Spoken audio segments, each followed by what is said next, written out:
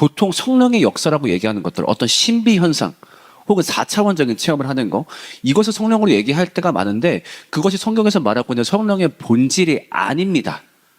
성경에서 말하는 성령의 본질은 뭐냐면요, 그 보혜사 성령님을 너희에게 보낼 것인데 그분이 뭐를 할 거냐면은 성부와 성자의 일을 너희에게 알려주실 거야. 성령님의 주된 역할은 바로 그겁니다. 그래서 신학적 용어로 그 성령님을 그 샤이갓이라고 표현하기도 해요. 샤이갓, 부끄러움 많은 신. 그러니까 본인이 본인의 것으로 독단적인 사역을 하는 것이 아니라 결과적으로 그분의 사역을 통해서 하늘 하나님과 예수님의 구원 역사를 우리한테 알게 하시고 그 뜻 가운데 살아가게 하시는 것, 이것이 성령님의 가장 주된 기능이라고 하는 거죠. 그런데 특히 한국교회의 성령론은 무엇에 많이 영향을 받았냐면 안타깝게도 무속신앙의 영향을 너무 많이 받았어요. 그렇다 보니까 과거 그 한국 사람들이 무당에게, 샤먼에게 기대하는 것들을 자꾸 성령한테 기대하게 돼요. 그래서 흔히 말하는 그 한국 사회에서 나 성령 체험했어, 성령을 경험했어, 그런 것도 잘 들어보면은 무속의 접신 개념과 비슷할 때가 많아요. 어떤 굉장히 어떤 음악의 도움으로 감정적인 흥분 상태에서 4차원적인 것을 보거나 아니면 뭐 갑자기 뭐 이빨이 뭐 붓거나 뭐 갑자기 뭐 다리가 붓거나 그런 일이 벌어졌을 때 성령 체험이라고 얘기를 해요.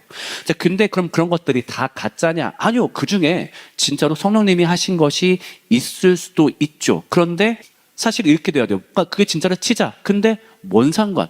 중요한 건 그것이 아닌데. 그러니까 만약에 누군가가 내가 갑자기 그 집회 갔더니 안진뱅이가 일어났어. 근데 이건 중요한 게 아니지. 왜? 어차피 우리의 육신은 사라지게 되어 있어. 근데 그것을 계기로 하나님이 계시다는 걸 알았고 그 하나님과 예수님의 구원 사역이 얼마나 귀중하다는 걸 알게 되었어.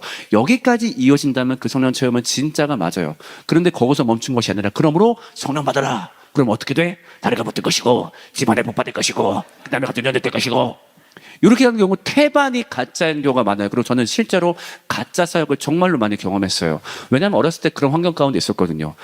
어디 기도 받으러 그 무슨 계룡산 갔다고 근데 진짜 했던 사람이에요.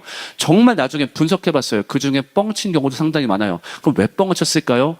무속주의의 엔딩은요 항상 어디로 가냐? 어떤 특정한 개인을 높이는 것으로 꼭 빠지게 되어 있습니다. 그래서 성령 사역한다, 뭐 한다 그런 사역들 보면 대부분 하나의 개인을 높이는데 아니면 그 성령을 받도록 내가 얼마나 좋은 선택을 했는가, 대부분 간증이 그렇게 빠지게 되어 있어요.